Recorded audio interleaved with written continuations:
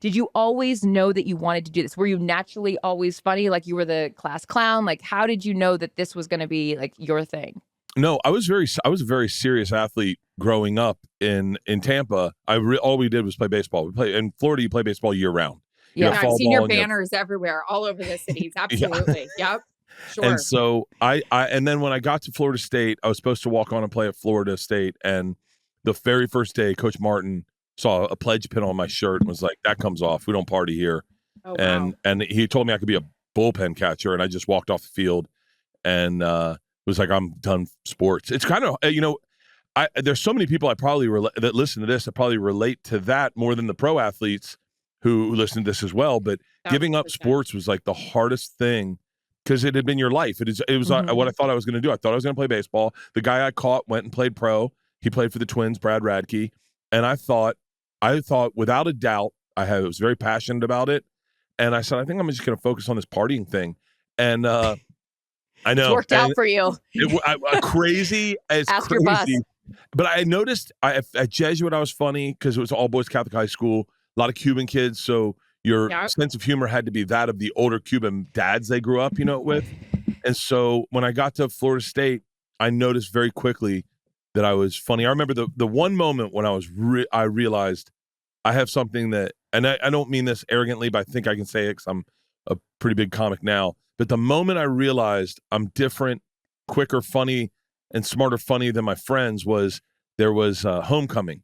My buddy Eddie Fernandez was a homecoming chair, and we had it with Theta, and I made who was hot at Florida State. Yeah, that was the hot one. There. Yeah, okay. I was a Zeta. Hi-Fi, DG, Theta, KD. They were like Tryout's always good. Yeah, Tryout's always good. Yep.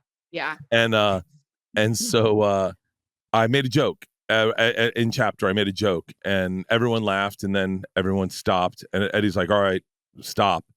I'm being serious. I got to tell you about homecoming." And I made another joke.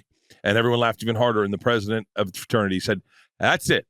No more jokes. Okay, we've got to get through this. I don't want to hear one more joke about Theta or homecoming at all. Do you understand that? One more joke and you're out of here." And it was quiet. And I said, and he goes, "Are we ready?" And I just, in a loud whisper, went, "Two Thetas walk into a bar." And the place went crazy. And I was like, but it was amazing. I think when you're a true comic, your brain works at a different clip than everyone else, and you're always thinking about jokes. Like today I thought of the dumbest joke I posted on Instagram, but I was like, I said, this is just so stupid, but it's like you can't judge. I said, what did Mr. T say after he pushed 50 Cent in the pool?